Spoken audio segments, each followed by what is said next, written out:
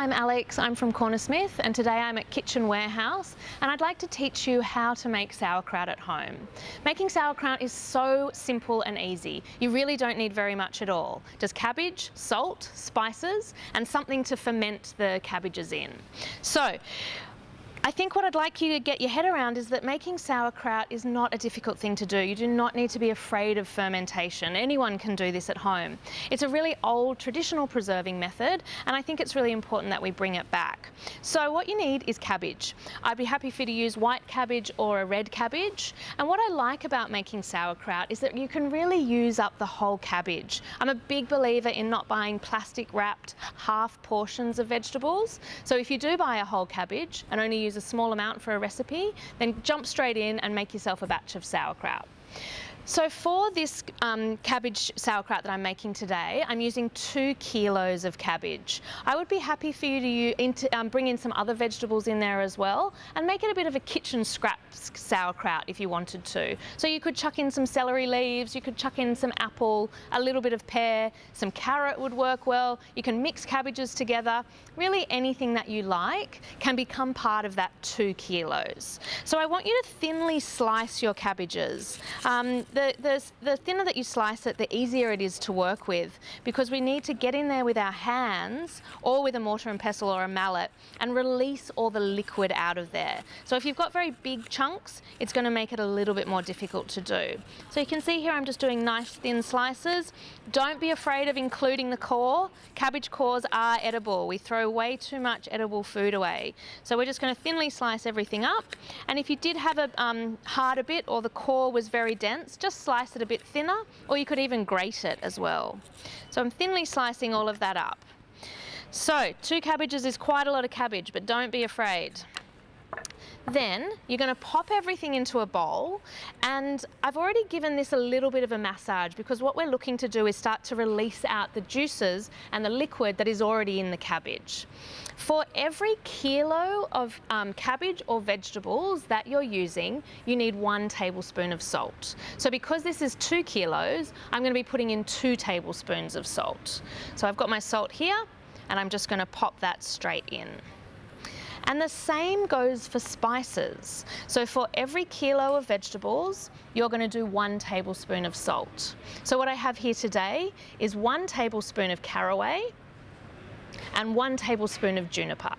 These are really traditional spice flavours, and they're my personal favourites, but please experiment with whatever else you have at home as well, and just have a little ferret through your spice cabinet and start using up stuff that you maybe don't know what to do with. So we're going to pop those in as well. So we've got 2 kilos of cabbage, 2 tablespoons of salt, and 2 tablespoons of spices. And now comes the fun part.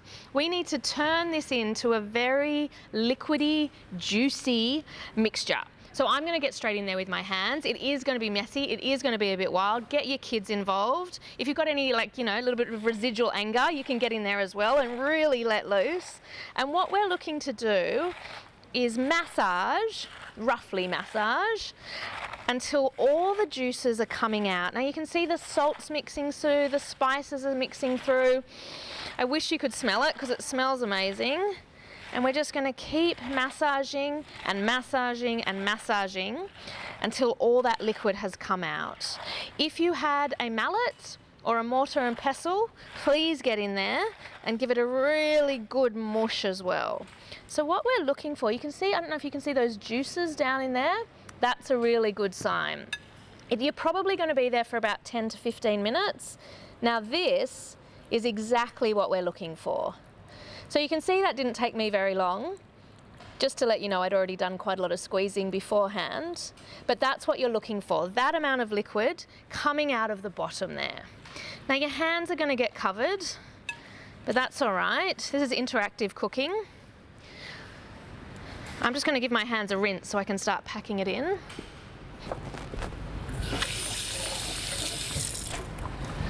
All right, now what to do with all of this cabbage that we've made, this delicious cabbage that we've made.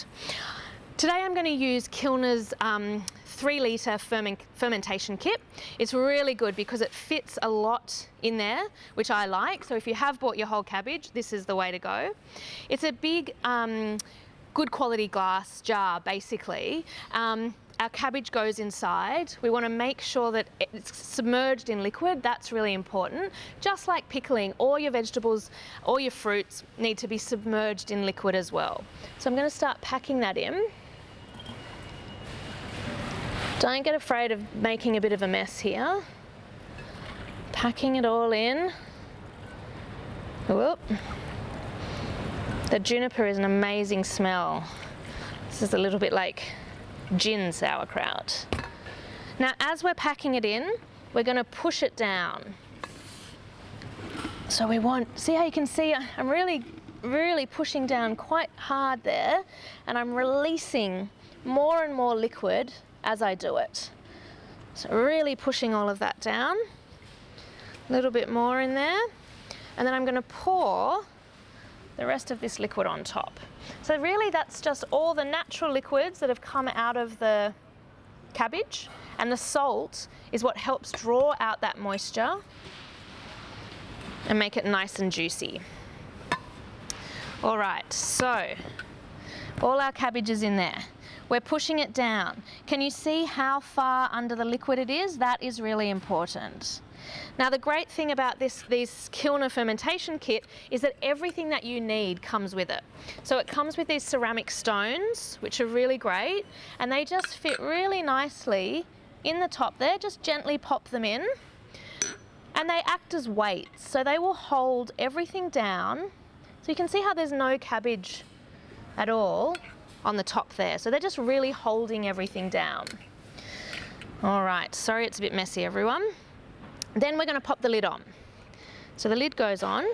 It's a rubber seal, which is great.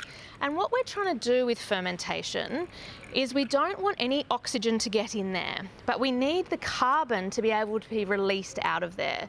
So this little lock here does that.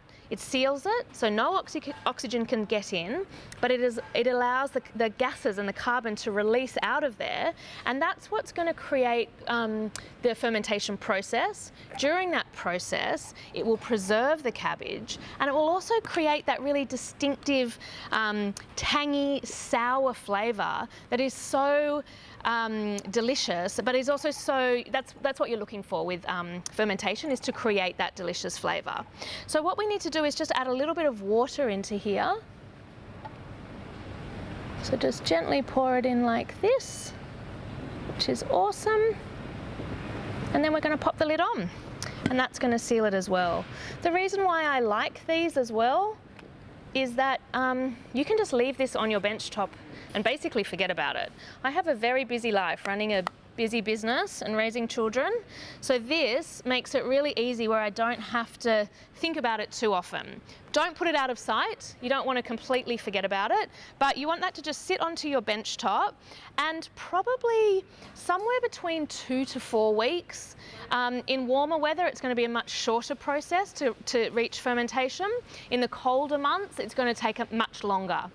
You'll start to notice things bubbling. It's all a really good sign. Don't forget, this is alive. You want to see some life going on in there. When you feel like you want to have a taste of it, just open it up, have a taste. If it's not sour enough, pop the lid back on, fill it up with a bit more water if it needs it, and let it sit for longer. It's time. Time is of the essence with fermentation, so that's what's really going to make it have that flavour that you want. Once you're happy with the flavour, then you're going to decant it into Kilner jars or other glass jars, and then you're going to store it in the refrigerator. Sauerkraut will last for about 6 months or more in the fridge. So you let it ferment out of the fridge, you rebottle it into smaller jars, pop those ones in the fridge, and then start the process all over again. There is no need to buy expensive sauerkraut. It's really, really easy to make at home. It's a great way to use up vegetables. It's really excellent because it means you have to buy whole vegetables. So please experiment with buying more whole things and less plastic wrap. And also, don't forget to put other things in there if you've got them. If you've got some parsley stems, chuck them in there. If you've got some celery leaves, chuck them in there as well, and start experimenting with flavour. Now, for those of you who might be a little bit overwhelmed by the idea of an entire cabbage or this much sauerkraut, for me, this looks pretty good. I eat it on almost everything. Kilner also makes these smaller, slightly more manageable size. These are 1 litre jars, and they also have the seal in them, which allows those gases to escape, but stops the oxygen from getting in there as well. So I would decide how much of a sauerkraut lover you are, and then decide which vessel that you want to go for. Maybe you could start out here, and then once you've really nailed it, give this a go. It's really easy to do, it's lots of fun. Get the kids involved, get everyone involved, and good luck.